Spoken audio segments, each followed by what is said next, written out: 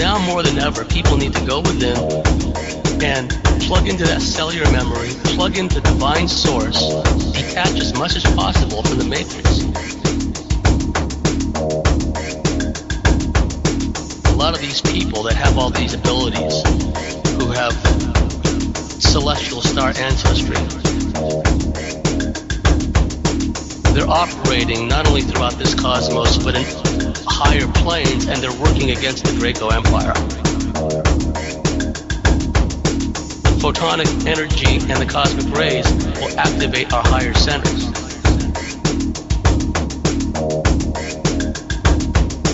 And it's incumbent upon us to ride that frequency wave.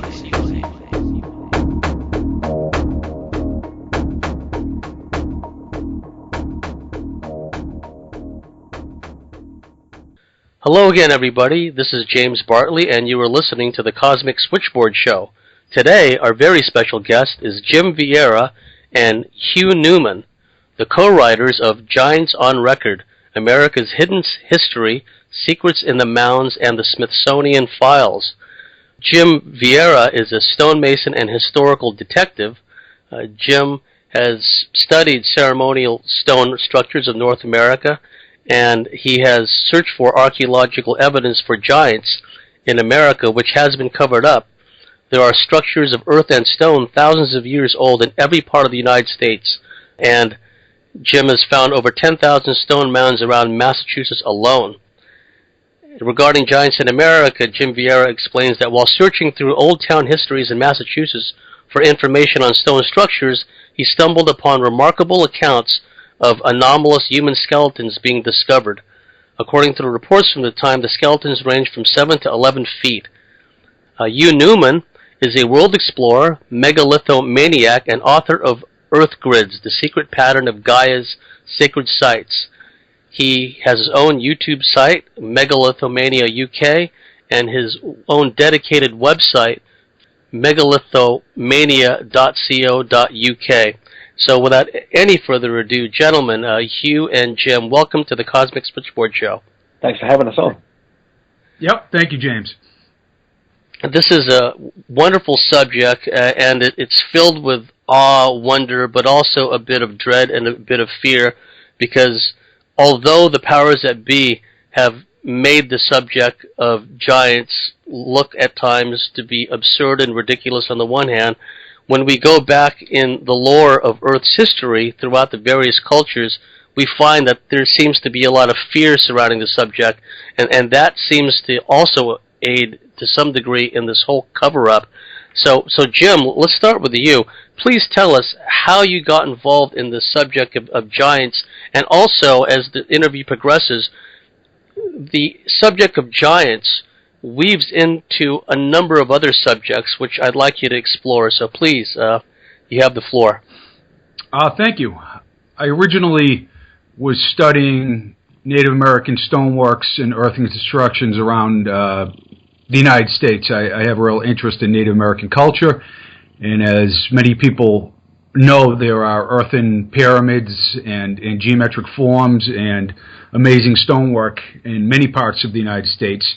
But in New England, there are many strange structures in the woods, like stone chambers and cairns and stone mounds that are, 8-10 foot high, that really grab your attention. So I was investigating whether these were Native American or early colonial constructions. And by virtue of doing that, I was researching the old town and county histories in the area to see if, when the colonists showed up, they had identified any of these as pre-existing, pre-Columbian stoneworks, and which I found some compelling accounts, but I also started to run into these strange accounts of giant skeletons, and by respected doctors and professionals of the time, and cataloged kind of obscurely in these town and county histories, often mentioning the same kinds of anatomic anomalies. You would hear double rows of teeth and jawbones over the face.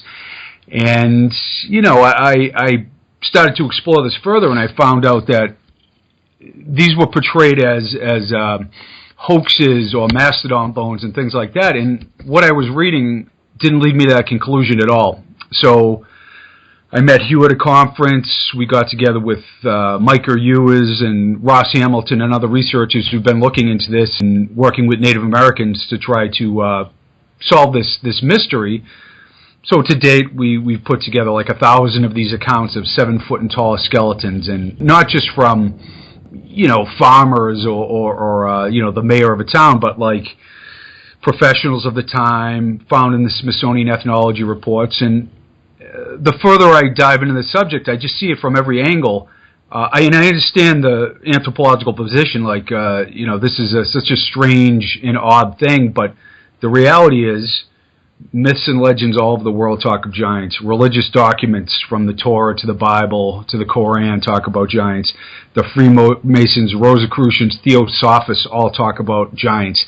Oral indigenous histories all around the planet, including many native tribes, talk about giants. The earliest explorers that we all know, from John Smith to Magellan, De Soto, Coronado, all talked about encountering giants. So it's just this wealth of information pointing at this reality, and then the dearth of physical evidence that exists that makes it a really challenging mystery to unravel.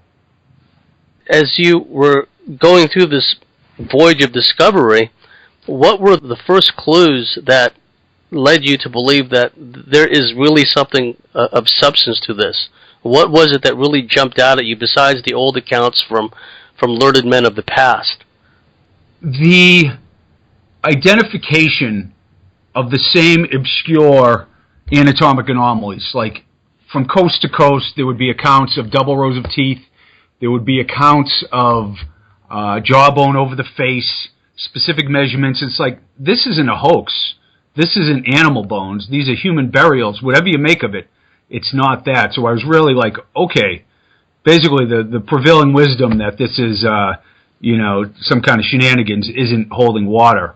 So that really drew me in. And frankly, the oral traditions of so many tribes around the globe, and meeting with wisdom keepers and sitting down with shamans and asking about the lineage and the history of their people. And I just kept hearing in so many different sources, like I said, all what I listed, from the Freemasons to Edgar Cayce, the great mystics, Rudolf Steiner, they're all talking about a lost world, a great flood, a cometary impact, little people, and giants. And as odd as that seems, it runs through all these esoteric and religious documents. And I just got drawn in because as a detective, I just can't let a coincidence go. I just don't see it as coincidence. When my gut is telling me something, it's sending me in a direction. And that's what I feel about the story. And I would assume Hugh feels the same way. Pattern data correlations. I'd like both of your thoughts on this. From the historical record, are we to believe that what amounts to a giant civilization existed mostly in pre-flood times? I can jump in here, but yeah, I think it's our research does stretch that far back. It does go to the time of pre-Younger Dryas impact event, which is like 13 or 14,000 years old in some cases. In North America, 12,000 with the sort of wiping out of the megafauna. There's legends of giants living back then, but most of the ones we've been looking at, a lot of them are from mound culture sites, and so they date back anywhere between just a few hundred years ago to about 2,000 to maybe 2,000 or 3,000 BC at the very, very earliest. But there are accounts, like in Lovelock Cave and other caves in the southwest, also Catalina Island, which Jim's visited, and there's human occupation and evidence of mummification and other such things relating to these particular people, going back 10,000 years at least. So we are looking at potentially, if you want to call it pre-flood times or antediluvian times, there's different ways of interpreting that. But in America is what we're focused on mainly. We're just starting to stretch out and really have a look at what's going on in Britain and around the world. Jim's gathered many accounts from about 400 or 500 from the rest of the world outside of America. So there is a lot to go on, and there's a huge amount of folklore and ancient traditions and oral traditions, a huge amount of data that we're going to really get our teeth into for the next couple of projects. For the benefit of our listeners, can you explain what is meant by pre-Dryas or pre-Dias? Oh, well, the Younger Dryas impact event is something that Graham Hancock's popularised recently in Magicians of the Gods. It's been talked about for many years before that. And this idea that some kind of asteroids or cometary debris hit the North American kind of ice sheet, which is over Canada and part of North America, about 13,000 years ago. And this caused a huge devastation, potentially the floods that everyone talks about in the Bible and other such things all around the world. And it wiped out the megafauna, the very large animals, especially in North America. But there are traditions that talk about this time where Vine Deloria Jr., who's this Lakota scholar who died about 10 years ago, he was a mentor to Ross Hamilton. He's the guy who put all this together, this data from all the surviving elders of certain tribes.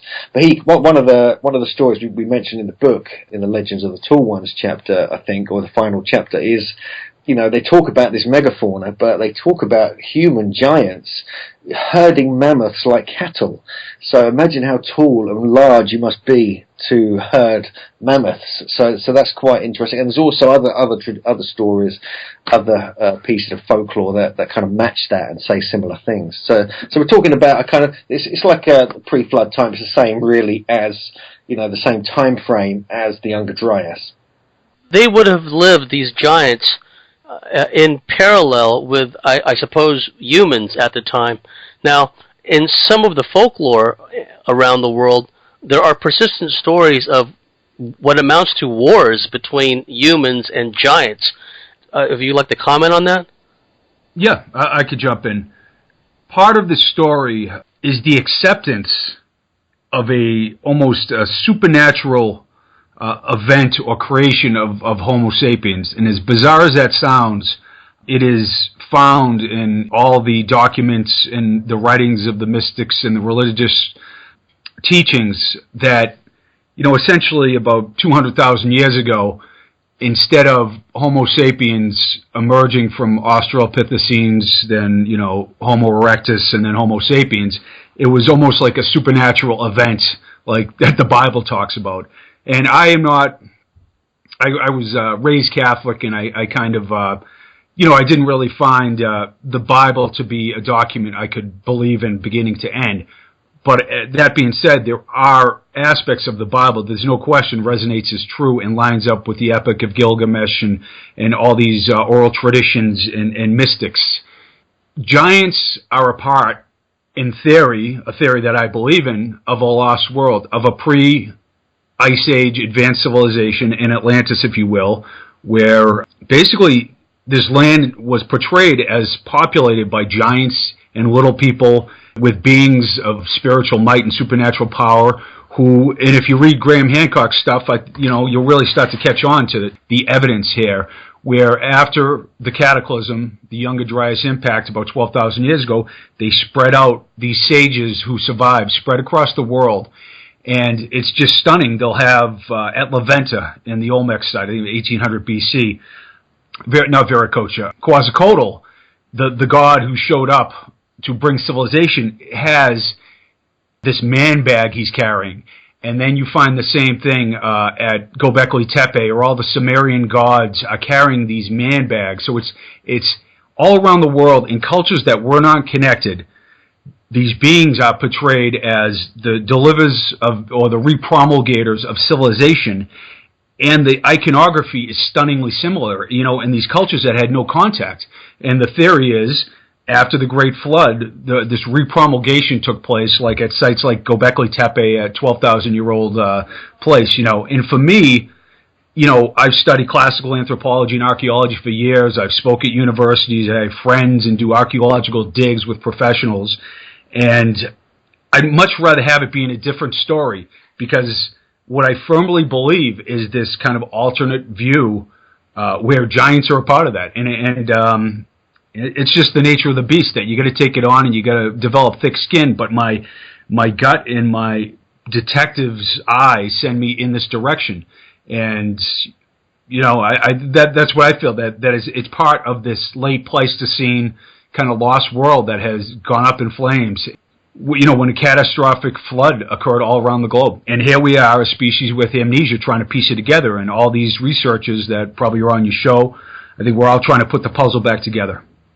And there's compelling evidence for what's been described as catastrophism. There's the other view that's held sway for so long, uniformitarianism, in which everything is supposed to stay the same for immensely long periods of geological time. But when you look at the geological record, evidence of tremendous upheavals within the last 8, 10, 12,000 years, and parallel to that, a mass extinction record in the fossil record as well. Something happened of a gargantuan planet-wide scale, which could effectively have covered all this up.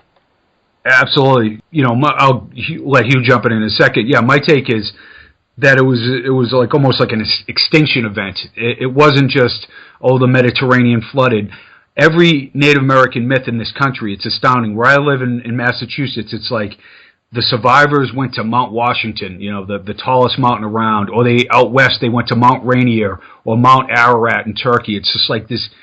They're all specifically recounting that the flood was so intense and enormous and outrageous that there was like mountain peaks left. And then basically these civilizers showed up to repromulgate civilization.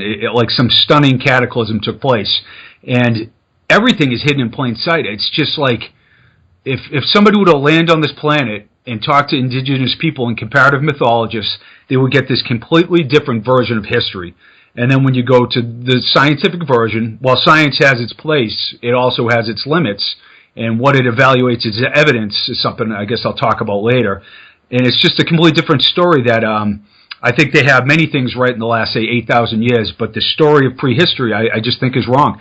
And I think it was guided in a particular direction as science wrestled away, the throne from religion in the late 1800s. And there's a lot of reasons for that.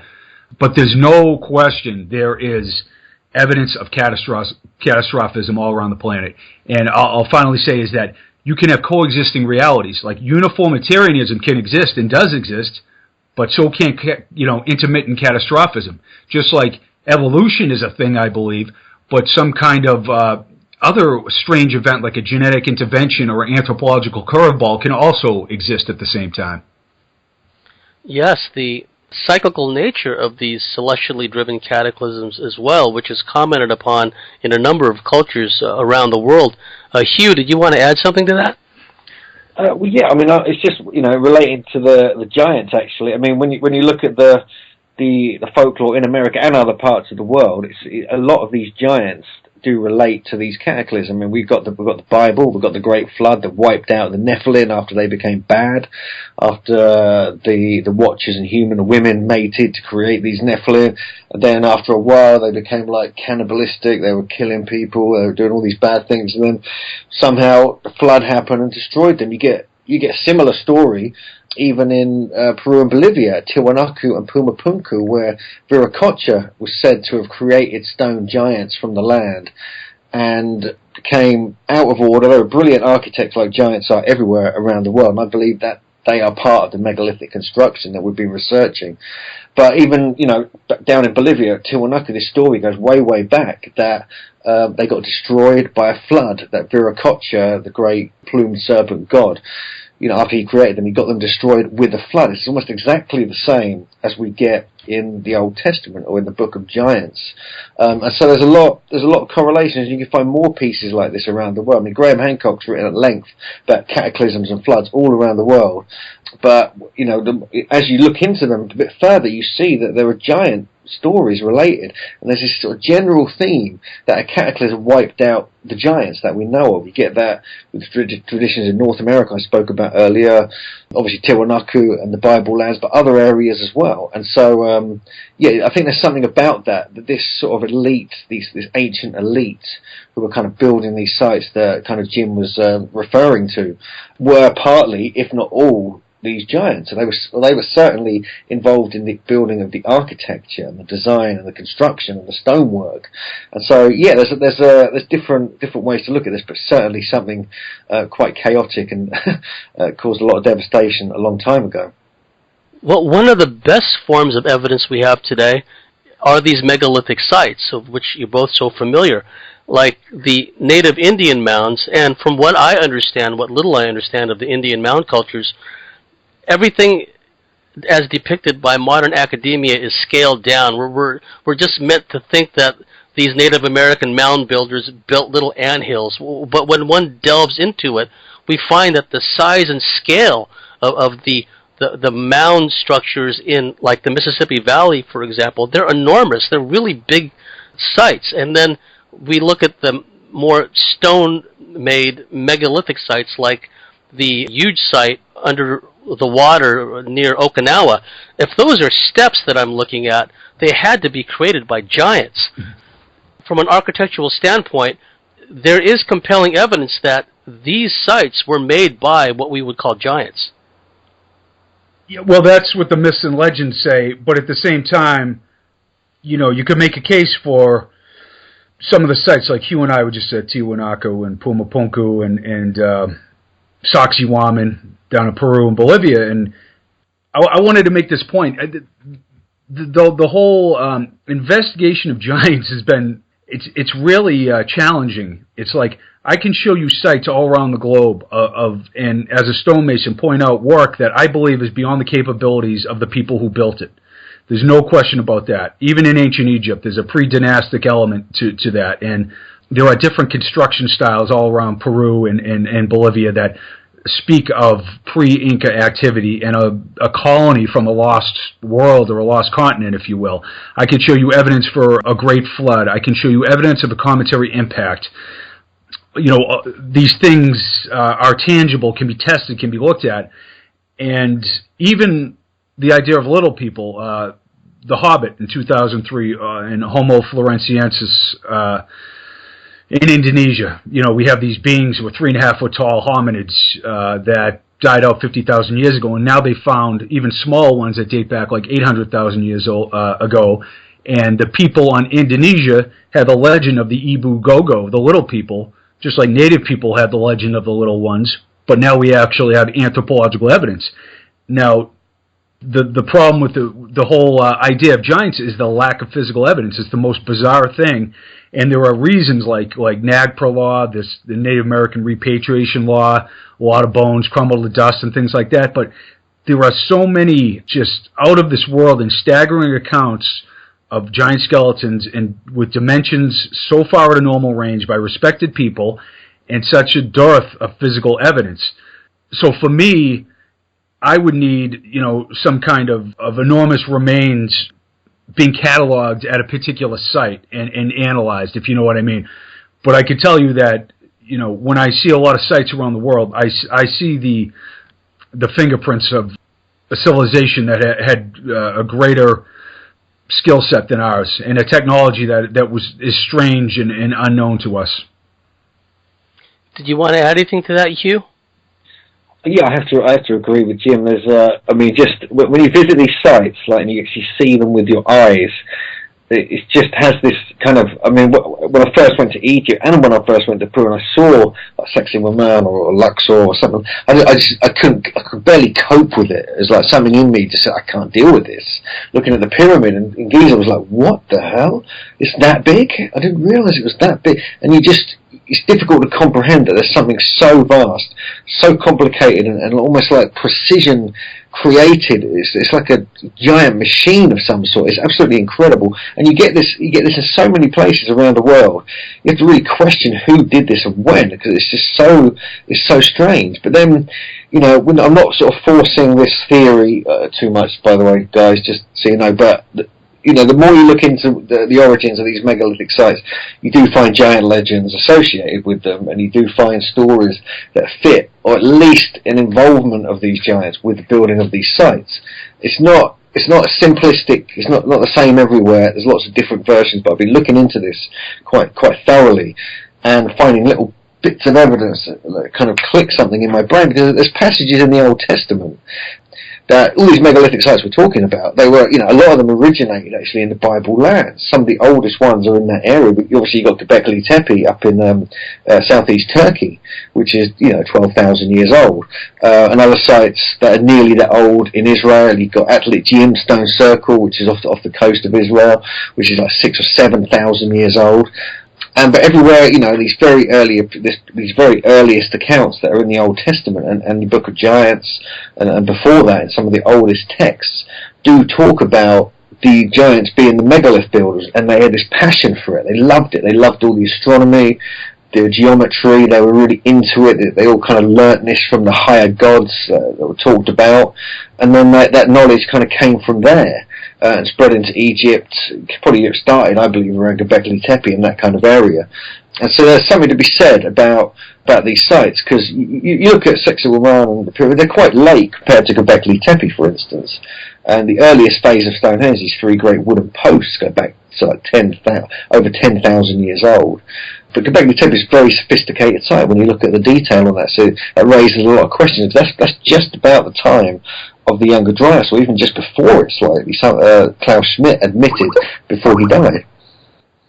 One of the things that I've noticed in my studies, I like to read history, I like to read military history, and every once in a while you come across accounts from explorers and whatnot in books and journals, which the last thing you're expecting is an account of a giant, like a book I read recently called English Bill, about he was in Japan in like the 17th century, and he was working for the British, intriguing against the Dutch and the Portuguese. And the point of relevance was, when they were on their voyages through the Pacific, they were offshore of an island, and suddenly paddling out to them from this island was a very long boat, and there were like big red-headed giants on it, easily 12, 15 feet tall, terrified the crew. They made all these threatening gestures at the crew that was crewing the boat, and the people on the boat, they just sailed away. They didn't want to deal with it. It was kind of like a little aside. It was like, this happened, this happened, and then we ran into these giants, offshore of this island. And then more contemporary accounts. Can you please send us that, James? Sorry, I've got all excited then. But you've got to send. If you could photograph that page and the front cover. Yes. Send it to us. I've never heard of that, so that is brilliant that you've just come across. By the way, this is what we encourage listeners to do, is get in touch with us if they've come across some strange accounts of giants in old journals, books, and their local newspaper, because this is where the best stuff comes from.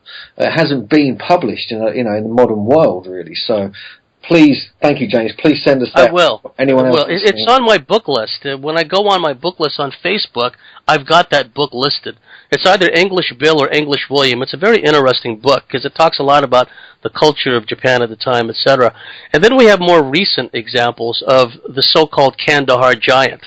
You're probably familiar with that story where these private mercenaries were running around in the hills of Afghanistan somewhere, and then they were set upon by a giant. And it was interesting. They managed to kill the giant, but it had 6 fingers, 6 toes, something we're familiar with when we hear about these giant accounts. From your information, and also from the Native American lore, for example, how recent do these reports of giants go back? A very long way, very, very long way. I mean, there's some extremely early accounts. I mean, finding the exact evidence of this is tough because they're quite rare, these giants. They're not just thousands of them, everywhere kind of thing. But the earliest accounts we've got go back like 10,000 years, something like this. Some of the dating in Lovelock Cave, although this is dubious because some people say they were no taller than 7 feet or even less, but there are accounts of 9-foot giants in that area. And some of the caves there with the mummified remains go back to like 9 or 10,000 years in some cases. And so you have got extreme age with some of these giants. But then you look back into the classical, storyline of humanity and the world, and everything was bigger. The fauna was bigger, the animals were bigger, there was dinosaurs, there was megafauna after them, and so it's inevitable that we would have been bigger as well, because everything else was. And it was probably something to do with the atmosphere, something we discuss in the final chapter of the book, in fact, how things could have got smaller and bigger over different epochs of time. And actually, the Younger Dryas may have been the trigger for the shrinking because it affected the carbon dioxide percentage in the atmosphere, which would have affected our hypothalamus and different glands and actually shrunk us in size. And actually, the Native Americans, according to one account, one tradition that was collected by Vine Deloria, it does say that they were actually delighted when the cataclysm happened because it got rid of all the cannibalistic marauding giants and the megafauna who were trying to eat them. And so they were like, yay!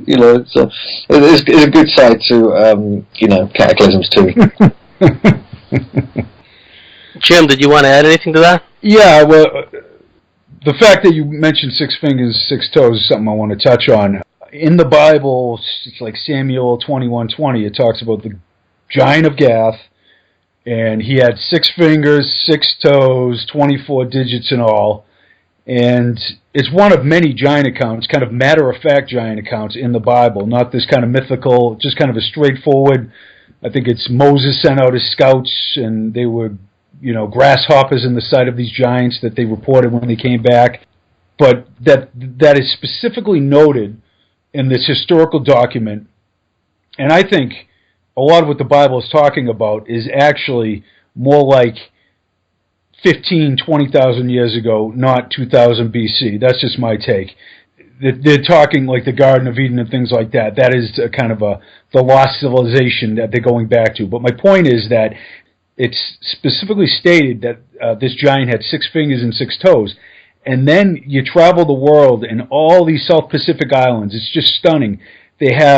There's legends of giants. There's statues everywhere with 6 fingers and 6 toes. There's petroglyph sites all around the Southwest with enormous hands and feet with 6 fingers and 6 toes. And it's part of the mystical. Edgar Cayce talks about a being, I think, in the Gobi Desert with 6 fingers. It's like part of the mystical lore, but it's very specific and related to giants. So once again, it's like the repromulgators of civilization rocking the man bags that you can see so clearly. There is no denying. And it's not like, I drew a circle in Sudan and I drew a circle petroglyph in Arizona and they fake look similar. These are identifying a specific being, like almost like a supernatural being, and they are specifically listing something about the anatomy or accoutrement of this being.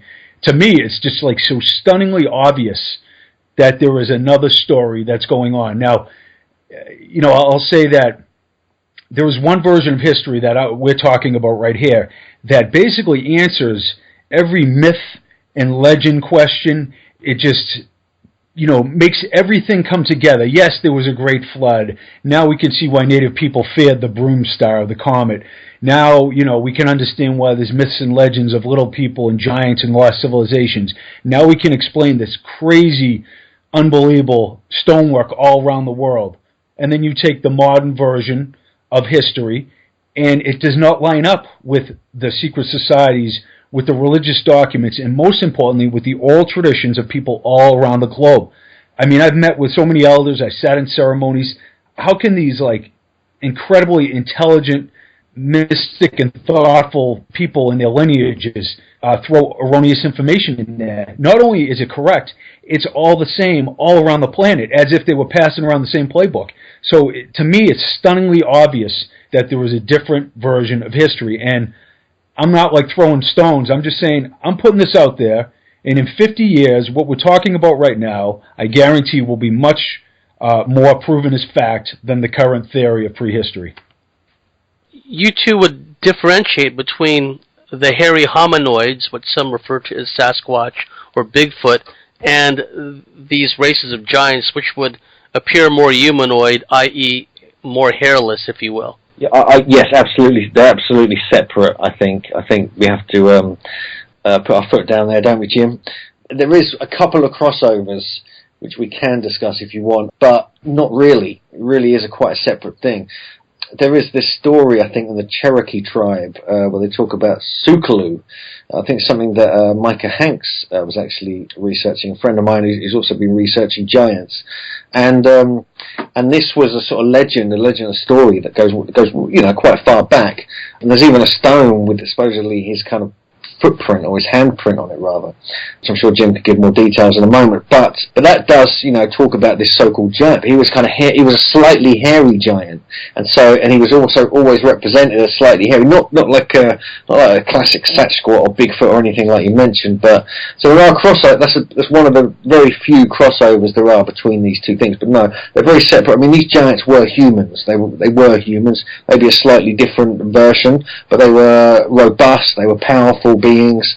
They weren't just tall, lanky basketball type, players or anything like that. They were like proper, well-built, well-proportioned, powerful people, and very stately. Even the presidents remarked how amazing they looked, very stately and almost like regal.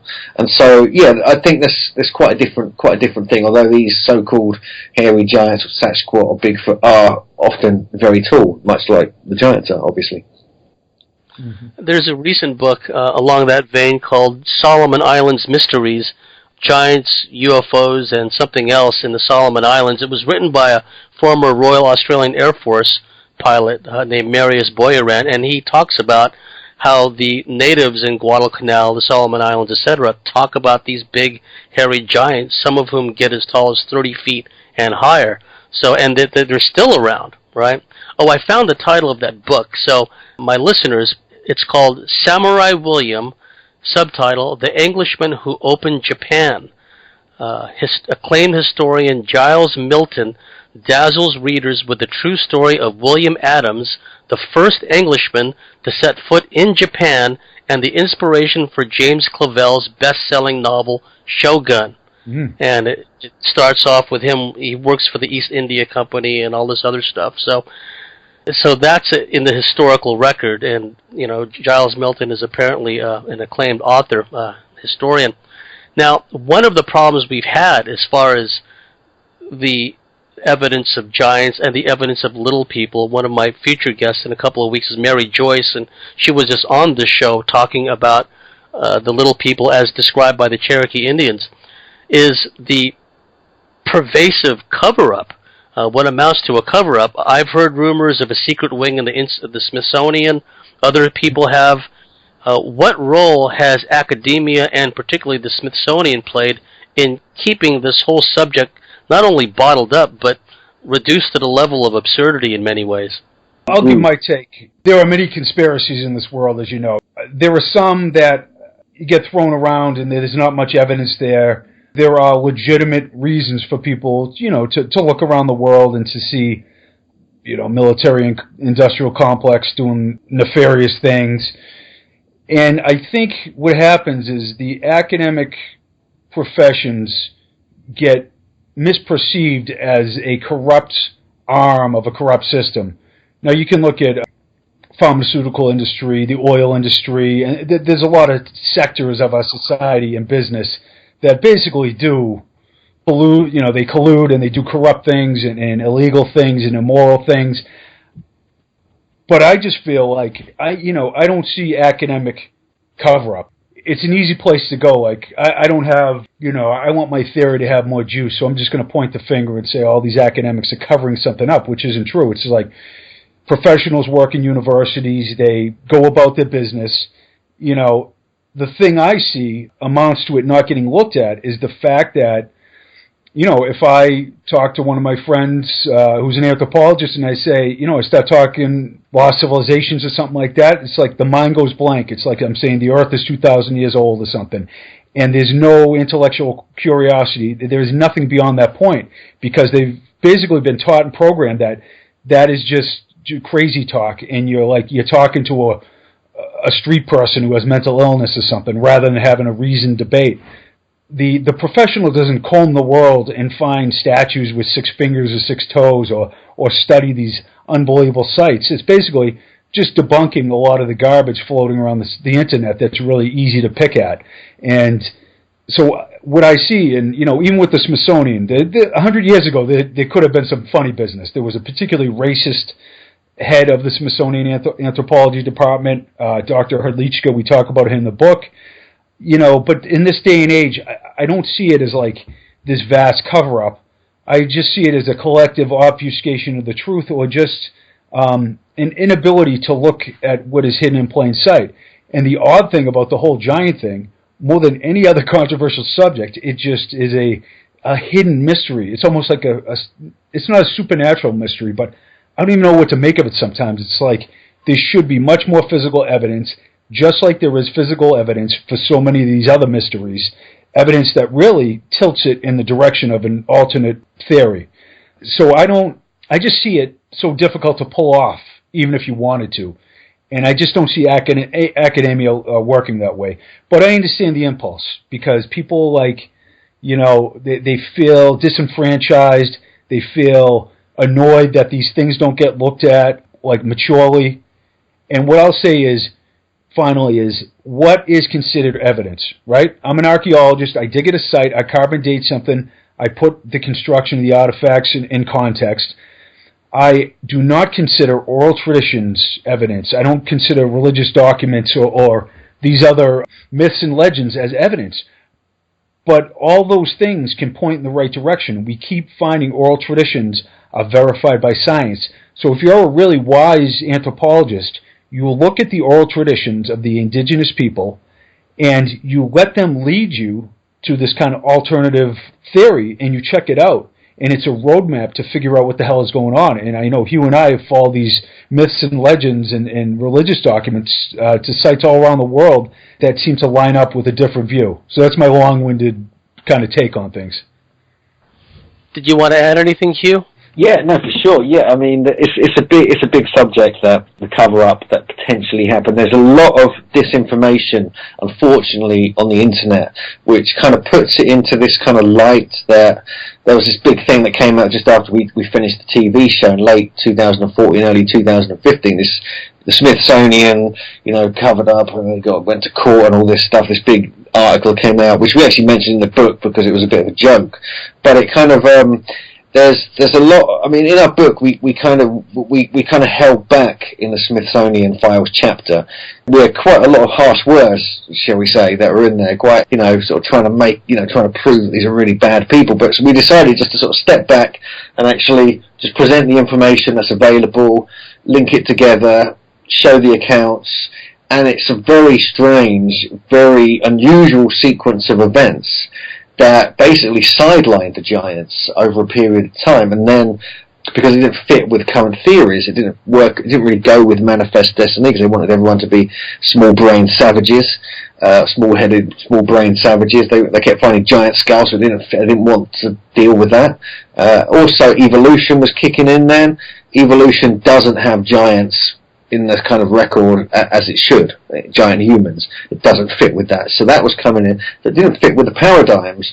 But then when Hadlichka came in, he was very zealous, he was very intense, everyone was scared of him, and he just proclaimed giants are no more. That's it. In the 1930s, but even after that, he was discovering 36-inch circumference skulls. So you have to kind of, look at it from that perspective. Even though there's not many bones to look at now, it's not just because of the Smithsonian, because they obviously we know they found 17 and many more on top of that.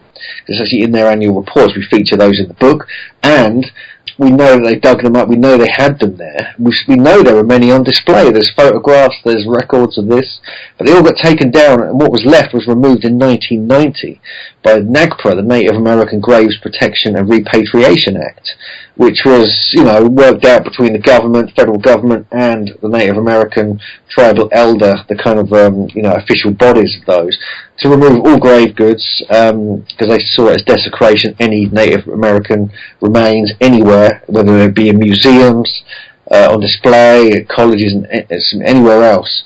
And so everything that was available, giant-wise, bones, skulls, anything like that, got removed in 1990. So we had this problem, we had this double-edged thing, where there was a sidelining and a kind of, I still think there's a little bit of a underlying conspiracy there, not as blown up as most people think, but then NAGPRA kind of put the nail in the coffin, and so now it's technically illegal to actually dig up any bones or to have them on display, to even present them at lectures or anything like that. And you can actually get arrested and go to prison. So there's that to deal with on top of the Smithsonian. And, digging up remains in America is a very touchy subject. Around the world, it's a little bit different. Some countries are kind of like that because they're still discovering, archaeology in certain places. So there is potential more to be discovered, more likely in other countries than America. One of the problems that I've noticed in other fields, UFOs, whatever the case may be, is when academics are trained in the universities, they're trained a certain way. They're trained to look for certain types of information and essentially disregard the rest. It's a form of cherry picking, as they would say in the intelligence community, where one looks for certain types of information that fits a predetermined bias or predetermined outcome. So when someone of that ilk is provided or given a suggestion to look into this, that, or the other type of information, if it conflicts with their training, there's almost an automatic response to just dismiss the subject entirely, whatever it may be. Totally. Yeah, I mean, I just want to jump in there quickly because there's just like something that's just an example of that, and then Jim can jump in happily. But there's at the end of some of the Smithsonian reports that actually feature giant skeletons that they've actually discovered, their employees have discovered. I mean, we feature this in the book as well. There is a story where there's a big question why Powell and Thomas, who were like the editors of the Smithsonian annual reports at this time, didn't mention any of the giants featured in the book, because they stand out. I mean, it's quite, it's just an archaeology kind of book throughout the whole thing. And suddenly there's 8 foot of skeleton there and 7.5 foot skeleton.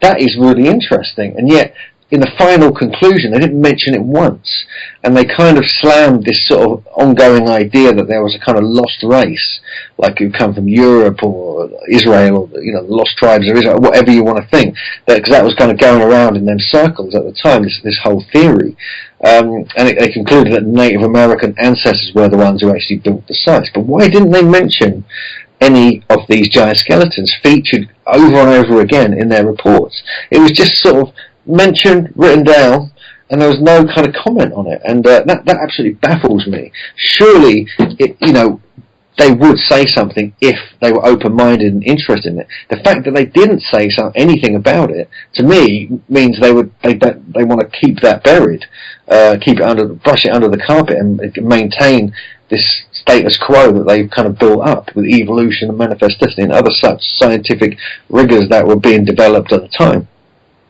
Yeah, that's a good point. We know of at least 17 of these accounts, 7 foot and tall, 7'4", 7'6", 7'8", up to 8 foot tall, 36-inch circumference skull, Alton, Illinois, 1873. Really, dimensions well at a normal range, massive skeletons recorded, jawbones over the face, and Hugh's right, there is absolutely no mention of that. Like, if you are a professional at the time, even though it was in its infancy, you would say, what the hell is going on here? And there are many more large, very large, and there might even be, we don't, have every report either. There might even be more than that.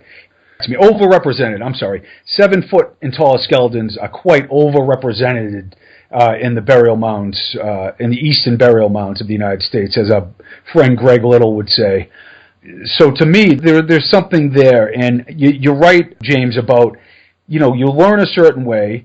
And not only is it like, this doesn't fit, like, what I was taught, it's like, this is lunacy. This person has an agenda, or they're crazy, or whatever, and the internet doesn't help that. There's so much horseshit out there that, like, has no basis in reality. So if I'm a debunker, I have a field day ripping apart all these fake stories and idiotic claims. There's a lot that you really can't cut into, but you have no desire to, as a debunker or a skeptic. And, I really feel like these things don't get a fair shake. There's like a filtering that takes place based on human nature, and not based on it doesn't have to be a vast cover-up. It's just human nature. You learn something. I'll give a good story, like Joe Rogan. He always has Graham Hancock and Randall Carson on. He's a cool guy. He had Graham on, and he's talking about Michael Shermer. I think he's like the editor of Skeptic Magazine. He's kind of a smarmy, know-it-all kind of DB. And Joe says to him, why don't you explain Göbekli Tepe to me, too? And that's the 12,000-year-old temple site in Turkey. Like, explain how that can exist. And then Sherman says, I don't even know what Göbekli Tepe is. So he gets back to Joe Rogan 5 hours later, and he says, that was built by hunter-gatherers, And he has no like desire or curiosity to look at the fact that like Klaus Schmidt, the archaeologist who's passed away, worked on it, said the oldest enclosures there are the most sophisticated, and for 1,000 years they got worse and worse, and it's like a legacy was passed on there. There wasn't, this growth period of that civilization. It's like boom, this incredible structure and complex shows up 12,000 years ago. So Sharma is just like, just sit back and show me the 30,000-year-old temple, then I'll believe you. And he doesn't even know what the hell Göbekli Tepe is. He doesn't give a rat's ass about finding out the truth. He just wants to sit back smugly and pick apart people who have the guts and courage to take on these challenging topics that people intuitively know have something to them. Well, even the notion that the 7-foot skeletons are overrepresented is a dismissive and a somewhat ironic comment, because it suggests that there's a lot of these 7-foot and taller skeletons all over the place. What if those were the runts of the litter, so to speak? What if they're representative of a race of beings that are generally taller than that, right? Well, that's the thing, that, you have out of Africa, you have, standard evolution in anthropology. Part of, the legends of the tall ones are essentially that they came from a sunken continent, and that there was, like Ross Hamilton would probably say, who wrote A Tradition of Giants and worked with Vine Deloria Jr., that there was a royal class. Like, you see these Adena mounds, and that's thousands of years of interbreeding a royal bloodline of the tall ones that was passed down. And these burial mounds weren't touched for thousands and thousands of years until the Europeans came over and obliterated them all. So the Native Americans, God knows what was there. There could have been mounds 10,000 years old, and the reports are just wild that coming out of there. And one thing, there's these two stories of giants, like the tall, bearded Vieira and the beings from Zep Tepe the first time in Egypt, that these really benevolent, thoughtful beings who brought civilization and the arts to lesser organized people. And then there's this story of the malevolent giants, and they're portrayed as being vicious and red-haired and cannibalistic. And so there's two stories going on here. And the same thing with the little people. There's like the wizards that builds, I think, Tiwanaku in a day, or Pumapunku in a day. And then there's like kind of the evil, strange ones that the native tribes tell Lewis and Clark to watch out for because they shoot poison arrows. And it sounds like, it's almost a supernatural reality, but I have to, after all these years, I have to open up that possibility that there is some strange, almost supernatural aspect to our reality that interfaces with what we perceive as time and space. And that sounds bizarre to some people maybe, but I'm truly starting to believe that. And like I said, I almost wish it wasn't, because I want to look at a stone that's carved in outrageous fashion, and I want to put it in a master mason's hand and a sculptor, give him the tools of the time and see if you can recreate it. Those are the tests I want to do. I don't really necessarily want to get into this kind of supernatural realm, but I feel compelled to. I think it's part of the story, quite honestly, and that's my story. I'm sticking to it. In the time we got left, Jim and you've spoken to Native American elders. People are always interested in Native American prophecy, the Hopi, Blue Kachina, Red Kachina, et cetera, et cetera.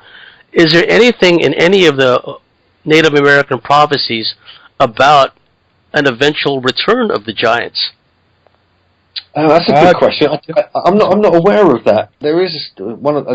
Jim might want to jump in here. There is like a kind of idea of the return of the Thunderbirds, and there is one or two traditions, or maybe more. We only scratched the surface really, and it was really Vine Deloria. I didn't speak directly to Native American elders. Vine Deloria did that, and he was one himself, and Ross Hamilton, but they talk about the return of the Thunderbirds, and there's stories that the Thunderbirds were giants that came down from the sky, and all these kind of strange stories associated with that. But I don't know of any direct things that talk about the return of the giants. I don't know if you've got anything on that, Jim. I have never heard of an oral tradition in any country, and any shaman or wisdom keeper I've talked to has spoke of that. They spoke to me about humanity's fork in the road and choice it must make at this point, and a possible time where things are going to get extremely difficult on the earth with this kind of basic understanding that we're headed in a good direction, as strange as it sounds and looks right now. So it's more of a reintegration or a reinterfacing of some larger spiritual aspect that has been lost. And it's pretty obvious with our kind of cold Western technology and mindset where, everybody's distracted and not respecting each other and the earth. I think Standing Rock out in South Dakota is kind of a change. It's like an awakening to what has been going on, the way Native people have been marginalized. You never hear any Native voices and opinions. And they're the wisdom keepers of this country, and there's a lot of, I know Hugh's in England, but here in the U.S. there's a lot of karma to atone for.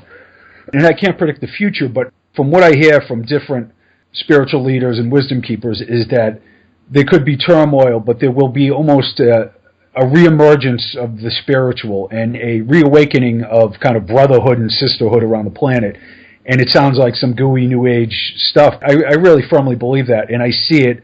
And I really hope for it, too. I believe that, too. I believe it's in the cards. I believe it's meant to be. Well, we've reached the end of the first hour. Jim Vieira, could you tell the listeners how they can find your work and how they could get a hold of you? Search for the Lost Giants is our page on Facebook. And Hugh and I do post there, and Giants on Record is another kind of site that we post. And I would say our book is pretty groovy. I would recommend it. Giants on Record by Hugh Newman and Jim Vieira. I really kind of proud of the amount of time and effort and research we put into it.